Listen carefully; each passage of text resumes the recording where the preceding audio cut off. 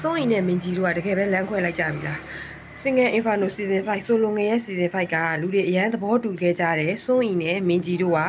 တယောက်နဲ့တယောက်အဆက်အသွယ်ရှိသေးလားတကယ်ပဲလမ်းခွဲလိုက်ကြပြီလားတို့တွေဟာ show ပြီးတဲ့နောက်ပိုင်းမှာစိုးရင်နဲ့မင်းကြီးကတယောက်နဲ့တယောက် Instagram မှာ follow မလုပ်ခဲ့ကြဘူးအဲ့အတွက်သူတို့နှစ်ယောက်ကဘာများဖြစ်တယ်လဲပေါ့နော်ပရိသတ်တွေကစိတ်ပူကြတယ်မင်းကြီးရဲ့ comment အောက်မှာစိုးရင်ကဝင်မှတ်တဲ့အခါမင်းကြီးကတခြား guest တွေကို reply ပြန်ခဲ့ပြီပဲစိုးရင်ကို reply မပြန်ခဲ့ဘူး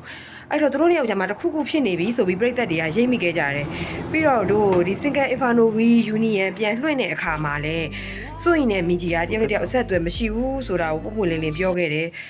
မင်းကြီးကလည်းမျက်ရည်တွေဝဲခဲ့တယ်အဲ့တော့အကုန်လုံးကအရင်စိတ်မကောင်းဖြစ်ခဲ့ကြတာပေါ့နော်အော်တို့တွေ ship ခဲ့တဲ့အတွဲလေးကတော့ပြတ်သွားပြီဆိုပြီးတော့ဒါပေမဲ့ရောရဘုံတို့ဝမ်းသာစရာပြီးခဲ့တဲ့ရက်မှာ Gyuhon တို့ Super Junior Gyuhon ကွာ Single Inferno ကဒီဘယ်လိုပြောရမလဲjudge လို့ပဲပြောရမလားဝင်ထိုင်ကြည့်တဲ့ထဲမှာပါတဲ့တယောက်လေး Super Junior အဖွဲ့က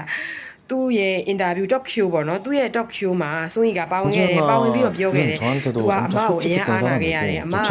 သူ့ပေါ်မှာအရင်ကိုယူသားတဲ့စိတ်ရှိခဲ့တယ်အဲ့အတွက်အမကိုတဲ့သူဖုန်းဆက်ပြီးတော့လဲတောင်းပန်ခဲ့တယ်တဲ့အမှန်တကယ်ကသူအမအပေါ်မှာစိတ်ခံစားချက်မရှိတာမဟုတ်ဘူးသူရဲ့စိတ်တွေကရှုပ်ထွေးနေတာပေါ့နော်အဲ့အတွက်သူ့ကိုသူစိတ်တွေကိုပြန်ပြီးတော့ချောင်းလီရဲ့ဆိုဘယ်လိုပြောပြန်ပြီးစီစဉ်မယ်ဆိုသူစိတ်တွေကိုသူပြန်ပြီးအစီအစဉ်ချမယ်ဆိုပြီးတော့အမနဲ့အဆက်အသွယ်ဖြတ်တယ်လို့ဖြစ်သွားတာပါဆိုပြီးသူရှင်းပြခဲ့တယ်ဒါပေမဲ့အဲ့ချိန်မှာဂီဟွန်ကပြောတယ်ဟဲ့မင်းတို့ကတယောက်နဲ့တယောက်သားတယ်အဲ့လိုဖြစ်တယ်ပြောတာတဲ့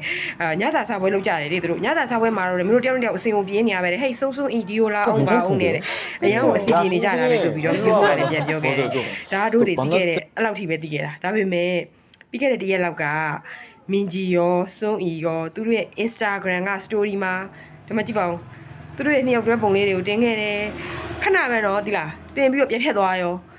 ဒါပေမဲ့ပြည်သက်တွေကအကုန်လုံးအမိအရာ save လိုက်နိုင်တယ်သူတို့နှစ်ယောက်ကတော့ပြန်အဆင်ပြေနေပြီလို့ထင်ပါတယ်အကုန်လုံးဝမ်းသာအောင်လာပြောပေးတာပါ